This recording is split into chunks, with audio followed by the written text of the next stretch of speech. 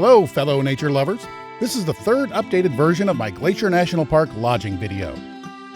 It's a tour of all the grand historic lodges and the more affordable motor inns and cabins. And this time I've added some information about the things to do around each of them. Also, for the first time, I've included the backcountry chalets and the park's campgrounds. These days, so many people visit the park that only a select few are lucky enough to stay in it.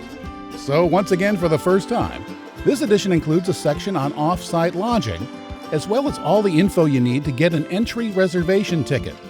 Because if you're staying outside the park, you won't be allowed to enter the park at either end of the Sun Road without one. Now, if you're staying in the park, you get one automatically. But if you're not, well, you may have to jump through a few hoops, and this video will help you do that. So if this video helps you plan your trip, please click the like button and subscribe for easy access for over 4 hours of informative and beautifully shot videos on Glacier, my favorite park. My channel also has hours of more video on other interesting places. Okay, let's get started. I prefer to stay in the park to be close to the trails and the scenery. But these days that's tricky because there's less than 1,000 rooms in the park and they are booked nearly as soon as they become available. And due to high demand, they may be too expensive for a typical family. So most visitors have to stay outside the park. On the west side, where the airport is, several small towns cater to tourists. So there's lots of off-site options and they tend to have luxuries that you can't get in the park, like a TV and cell phone service. In a bit, I'll take you on a tour of my favorite little place, the Mini Golden Inn, on the west side. There are fewer options on the Blackfeet-controlled east side, but I have a feeling that won't be long before it's built up as well. The largest hotels are historic beauties, built by the Great Northern Railway. They have floors that creak, walls that are thin, no televisions, and beautiful lobbies, with very slow Wi-Fi. They are so remote that lodging is available only about 100 days per year. When the park opened in 1910, tourists came by way of the Great Northern Railway to East or West Glacier. They toured the park on horseback. At the end of each day's ride, they stayed in tents or small chalets, also built by the railroad. Those accommodations weren't quite good enough for the wealthy Easterners who tended to take such trips. So the Great Northern started building large, modern hotels in spectacular places. These hotels are much the same today as they were when they were built around 100 years ago. The rooms are basic by today's standards. If you're expecting features and amenities that you would find in any major city hotel, well, you're going to be disappointed. Here there are few modern conveniences to isolate you from the natural wonder that surrounds you. Wi-Fi is a recent offering, but it's slow and only available in the lobby. You should also expect your cell phone not to work unless you're near Apgar on the east side. You can still get here by train. At East Glacier, you'll disembark in front of the Glacier Park Lodge. It opened in 1913 on the Blackfeet Reservation just outside the southeast corner of the park. There are 161 guest rooms, a restaurant, a bar, and even an espresso stand. The gift shop features local Blackfeet crafts. The lobby is impressive. 60 40-foot-long timbers support the multi-story structure. The timbers were all several hundred years old when cut. In 2018, a multi-year restoration project began to replace the 100-year-old timbers, and they're doing it in a way to maintain the historic nature of the lobby. And the rooms are nice too. And back in the day, this was a destination hotel. So there's an outdoor swimming pool, a 9-hole golf course, a 9-hole pitch and putt course, and a day spa. And there's red bus tours and the shuttle service to the rest of the park. This is the only lodge outside the park. The 2 Medicine Park entrance is 15 minutes down the road. Experienced backpackers will tell you that the best multi-day hikes in the park are here. And there are also great day hikes and short strolls to waterfalls. And the benches? Well, they're a great place to enjoy a quiet moment. There are boat tours too, and some of the trailheads are on the other side of the lake. So why not combine a boat ride with a hike? I've done that. Hardier types can stay in the campground, where sites are available on a first-come, first-served basis. My earlier videos mentioned that this part of the park is often less crowded than the rest. That may no longer be the case, as I think this place has been discovered. The little village of East Glacier is one of the few on the east side of the park that has a few motels. They're small, family-owned, and generally more affordable than the lodge. The town also has a few places to eat. You can even rent a car. A further 20 minutes away is the larger town of Browning. I had a bad experience there once, and, well, I haven't been back. Our next destination is 50 miles up the east side of the park. It's a scenic hour-plus drive that weaves its way through rolling prairie, on its way to the Many Glacier area, in the park's largest lodge, the Many Glacier Hotel. Its Swiss style blends in spectacularly with the landscape. The 5-story hotel opened in 1915. The Great Northern Railway promoted it as one of the most noteworthy tourist hotels ever erected in America. It's located on Swift Current Lake. It has 214 guest rooms, and most were renovated in 2016. They're simple, but comfortable. Its primary asset is its old-world charm and the spectacular setting. This is the view from the back deck of the lobby, and it's the same for those with a balcony. The hotel has a bar, a lounge, and fine dining. And sometimes there's musical entertainment, too. Many Glacier is a day hiker's paradise. Many of the most popular trails in the park are here. The trails are so popular that during the high season, rangers are often forced to close the road to vehicles because of lack of parking. It's only reopened as others drive out. This is also a great place to see wildlife. If you're coming here to see bears, this is one place to see them. There's also moose, they feed in the nearby lake, and bighorn and goats frequent the hillsides. Once I was lucky enough to even see a porcupine. If you're just looking for a room, go about a mile down the road to the Swift Current Motor Inn and Cabins. The Motor Inn's rooms are larger than the standard rooms in the hotel, and you can park near your door. In many trailheads, where they're literally just a few feet away. This is my favorite place to stay. But it's become so popular that it's been years since I've been able to book a room here. I've also stayed in the cabins. Most one-bed cabins have a bathroom and hot water, but some do not. All the 2-bedroom cabins have bathrooms and hot water, but they're all basic. But when you're here just for the trails, what more do you need? Public bathrooms and showers are just a few yards away, near the public laundry. There's another little building here that they call the Motel Pine Top. It has small rooms and thin walls, and when I stayed there, well, I got bed bugs, and I brought them home with me, which is not fun. But I'm sure they've solved that problem by now. There's a large campground across the parking lot. It accepts RVs and tents. Most of the sites are available on a first-come, first-served basis. This is one of a couple of camping areas that accepts reservations. The lobby of the Motor Inn, it's functional. It adjoins the rebranded restaurant that's moderately priced, generally healthy, reasonably tasty, and, well, I can highly recommend the pizza. The Swift Current Camp Store is opposite the diner. It's well equipped with reasonably priced food and supplies, including bear spray. More importantly, there's also Huckleberry soft serve ice cream. Even if you're not a hiker, there's much to do in Many Glacier. Every night in the Swift Current parking lot, there's a wildlife spotting party. As animals feed on the mountainside, a ranger's spotting scope lets you see them up close. This is a great way to see bears safely from a distance. This day, there were bighorn sheep on one slope and mountain goats on the opposite slope. Near the campground, there are informative ranger programs. I've heard many of these, and, well, they're always interesting. There's also talks in the Many Glacier Hotel, often with a slideshow. The lake the moose feed in, Fisher Cap Lake, it's a short walk from the Swift Current lobby, and they're here most evenings. During the day, there are boat tours on Swift Current Lake and nearby Lake Josephine. Canoes and kayaks can be rented, but if you want a sailboard, well, you're going to have to bring your own.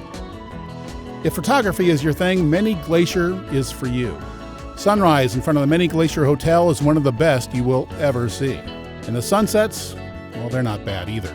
Seeing things like this is one of the best reasons to stay in the park. I took all of these images in many glaciers. With no traffic, it will still take 2 to 2.5 hours to get here from the towns on the west side. In 2021, there's going to be construction on the Mini Glacier Road, which will add an estimated 40 minutes to your travel time, both in and out of the area. And if you're not staying here, the wait may be even longer due to overcrowding. If you're going to spend a few days in the park, take the time, endure the traffic, do whatever you have to do to spend at least one of them in Mini Glacier. We're going to make a couple of stops on our way to the last of the historic lodges. Our first is about 40 miles south, in the town of St. Mary. It's just outside the east entrance of the Sun Road. Here you'll find a gas station and a hotel that's not in the park system. There are also mini houses and cabins for rent. Depending on your provider, you may have cell service here that reaches about 4 miles inside the park. And this section of road is particularly nice in the morning. And you got a really good chance of seeing it if you're staying at the Rising Sun Motor Inn and Cabins. Unfortunately, its campground will not open in 2021. Like the rest of the east side, everything else at Rising Sun was closed in 2020 due to COVID. It was a sad sight. I'm not too happy about the yellow paint either. In previous years, it was a more pleasant brown. The rooms and cabins are similar to those found at Swift Current. They are simple, basic, and comfortable. The cabins are tucked away in the woods, and they're a step up from those found at Swift Current. There's also a camp store and a restaurant, similar to those at Swift Current, and I've eaten at this one many times. The short trails to waterfalls, they're just a little further down the road. I stay here when my plan is to photograph the many sights along the Sun Road. There's lots of nice scenery here. Wild Goose Island Viewpoint, it's just up the road. This is an amazing spot that should be visited often. And from Rising Sun you can because it's just a few miles away. In Logan Pass, it's just 12 miles up the road. As the park map shows, there are many trails in the area too. So when you're looking for adventure near the Sun Road, you should at least try to stay at the Rising Sun Motor Inn. Okay, now let's cross over the divide and check out the accommodations on the park's west side. Just a few miles from the west entrance, there are a few buildings on the western shore of Lake Mcdonald. This is the town of Apgar, and this is a place where your cell phone just might work. Apgar has restaurants, shops, kayak rentals, and other services. And of course, there's a campground, and this one's pretty big. And there's a large amphitheater for ranger talks. The inn is smaller than the other inns in the park, but it sits on the shore of the largest lake in the park, Lake Mcdonald. And you have to pay a bit more for the view. About 10 miles west on the Sun Road is the only historic hotel on the west side. It's Lake Mcdonald Lodge. The 3.5-story structure is on the eastern shore of Lake Mcdonald, and it opened in 1914. The lodge, like others in the park, is of the rustic Swiss chalet style, with gabled roofs and balconies. The lobby is smaller than the others, but it's still a nice space. And a large fireplace covers one wall. The lodge has 100 guest rooms when you include the cottages that are out back, and its motel-style motor inn. And of course, there's a gift shop, a camp store, a lounge, and a restaurant. And you can go to the website and see the menu. From here, you can grab a red bus to tour the park, or have a cruise on Lake Mcdonald. I like to visit the park around Labor Day, but late in the year, forest fires are much more likely to affect your trip. In 2015, 17, and 18, fires canceled my trips. The one in 2018 was really bad. Several cabins and privately owned residents around the eastern shore of Lake Mcdonald were destroyed, and the Lake Mcdonald Lodge was closed for the season. Fires don't have to be in the park to cause a problem. Several of my trips have been affected by smoke from fires that were hundreds of miles away. In early October of 2020, this was my view of Lake Mcdonald. Luckily, the wind direction changed the next day, but smoke still obscured the scenery, so my pictures were not as pretty as usual. Before I tell you about the backcountry chalets, I need to mention the classic hotel that's in Glacier's sister park, Canada's Waterton Lakes National Park.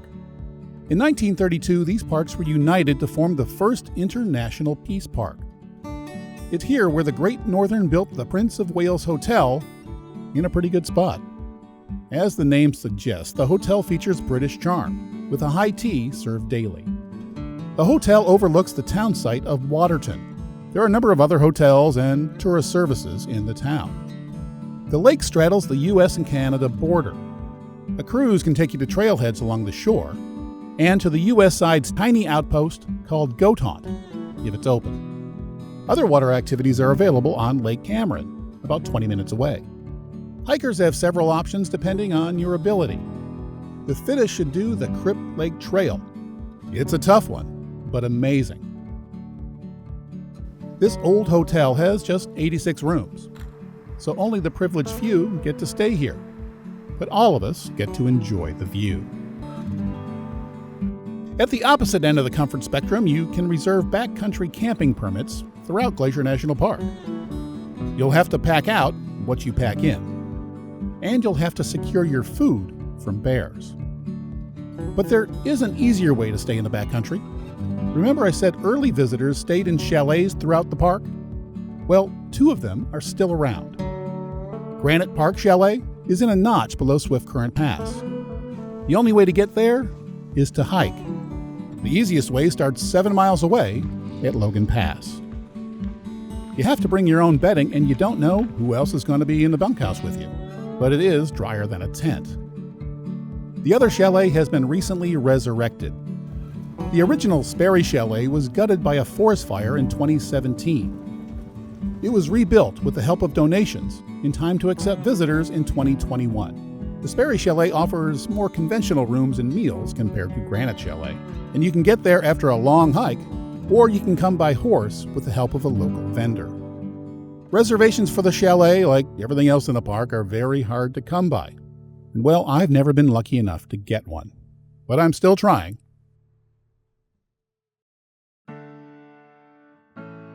Like I said, I prefer to stay in the park, but these days, there just aren't enough rooms. So they have to be booked many months in advance, and, well, they're pricey. At least the lodges are. And I'm sure I'm not the only one who can't always plan months or even a year in advance. So most visitors have to stay outside the park. Last fall, I had COVID-induced cabin fever. Less than 48 hours later, I was in my favorite place. It was early October, and everything in the park was closed. So I had to stay outside the park. I know that's what most Glacier visitors do, but for me, it was something I've hardly ever done. But with the overcrowding issues, it's likely to be the only way I'll be able to visit the park in the future. And after my recent experience, I'm not going to mind as much, because I found a great little place that's just 10 miles from the West Park entrance. But before I tell you about it, let's talk about the other options outside the park. Most of the rooms are in towns west of the park, not far from the airport. There's Hungry Horse, Columbia Falls, Whitefish. They all have nice hotels, and of course so does Kalispell, which is the largest town in the area, and it's where the airport is. If you're traveling with kids, you might want to check out the Flathead Lake area. I've already talked about the limited options on the east side of the park. And for the year of COVID, well, I couldn't have gone there anyway because it was all closed. But in the future, it wouldn't surprise me if the Blackfeet take advantage of the need for more rooms on the east side. They just might do what the Navajo have done in Monument Valley. They just might build and run their own hotel. And by the way, there are RV parks and campgrounds on both sides of the park. Well, anyway, back to my trip. I conducted my search with Google Maps. I didn't use a travel site because those corporations take 15 to 20% of the booking, and that's a lot for a small business. Because I have so much equipment, I prefer to stay on the first floor of places where I can back right up to my room. It makes unloading and loading much easier. So I wasn't looking for a big hotel. And as I was scrolling around on Google Maps, I found this place, just 10 miles from the park entrance, in the town of Hungry Horse. As a small business owner myself, I support other small businesses. The Mini Golden Inn was built by a retired Navy man who was paralyzed by a drunk driver while on active duty. Today it's managed by his daughter and her handsome Malamute. And yes, your dog is welcome too. The veteran designed 9 of the rooms to be wheelchair friendly. And for security, there's even a peephole at wheelchair height. This is one of the wheelchair-friendly rooms. As you can see, it's big. It has a kitchenette, a nice-sized fridge, and a dining table. And this is the really big bathroom. A wheelchair can actually roll right into the shower. It was in a nice location, too. There's a grocery store right across the street, which made it easy to get provisions for my days in the park, and to cook my own meals when I got back to the room. This was a great place for this minor filmmaker, but it was also good enough for international movie star Ewan McGregor. He stayed here while shooting a motorcycle road trip show. By the way, even the standard rooms are quite big and have 2 beds. I stayed for 5 nights, which gave me an idea of how most people experience the park. After a long day exploring and hiking, it was nice to return to a large temperature-controlled room with a fridge and a stove and working Wi-Fi. It turns out there are advantages to staying outside the park, and I'll be back to the Mini Golden. The Park Service has created one big disadvantage to staying off-site. You now need a reservation to use the Going to the Sun Road.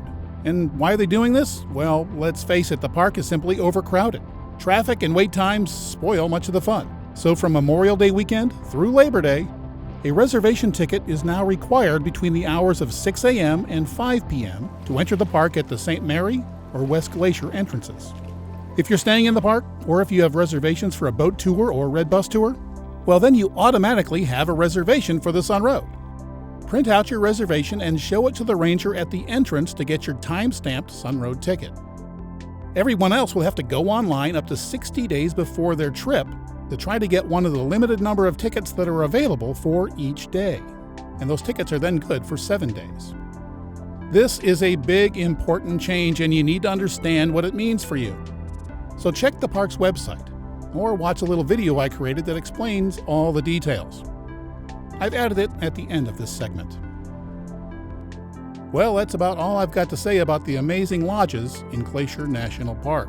Staying in them is a special experience. They're in great locations, making it easy to get on the trails, but it's hard to book a room, and frankly, they're getting too expensive for many. But if you can't get a room in the park, that shouldn't discourage you from going to Glacier.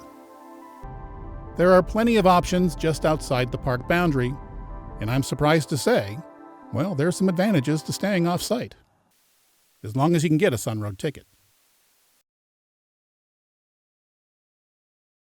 I prefer to visit around the 1st of September, when the crowds and temperatures tend to be, well, a little bit more moderate. But the end of the season is much more likely to be impacted by forest fires. In 2017 and 2018, fires kept me away. I've been in the park 4 times when there have been fires nearby, and I've seen the devastation as well as the rebirth. In 2003, I was there when the North Ridge above Lake Mcdonald burned. Since then, the remaining dead trees were turning gray and drying out and just waiting to burn.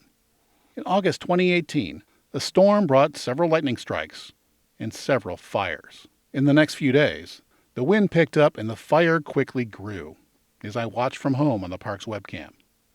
The air quality in Lake Mcdonald area got very bad, and much of the park was evacuated. Lake Mcdonald Lodge was closed for the season, and several private historic park buildings were destroyed. Do a YouTube search and you can see just how bad it was. This was the second bad fire year in a row. In 2017, the historic Sperry Chalet was gutted by fire. It was the only lodge in the park that I had never visited. But private donations are helping to reconstruct it. When you're out here, you can't help but be humbled by the beauty and the power of nature. It's why I prefer to stay in the park, where you're surrounded by it. And it's easy to forget that, well, destruction is part of the process. It's a part of nature. Only then can things be reborn and start anew. And there's no better place to watch this process than from one of the park lodges. I've been to the park more times than I can count, and I've been to all of these places. But my favorite place to stay is the Swift Current Motor Inn in the Mini Glacier area. When I was younger, I preferred the Swift Current cabins, but I'm a little too old for that these days. But the setting here is incredible, and my favorite trailheads are just yards away. And by the way, from a practical point of view, the motor inns and cabins tend to be more quiet than the rooms in the lodges. and a good night's sleep is always nice before a long hike. Well, I hope you enjoyed the video and even found it helpful. If you can plan your trip up to a year in advance, staying in the park is a great option. But if you can't, or if you just need a last-minute getaway, there are plenty of options outside the park. And a third of the tickets for Sun Road entry are available just 2 days in advance. So last-minute trips are still possible. And time will tell, but hopefully this reservation system will keep the crowds and traffic to a minimum, so we can all enjoy the trails and magnificent scenery of Glacier.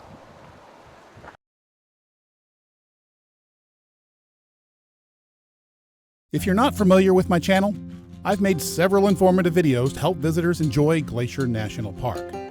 And this year, before you watch any of those, I must tell you about a new rule change that will affect everyone trying to enter the park at either end of the Going to the Sun Road from Memorial Day to Labor Day between 6 a.m. and 5 p.m.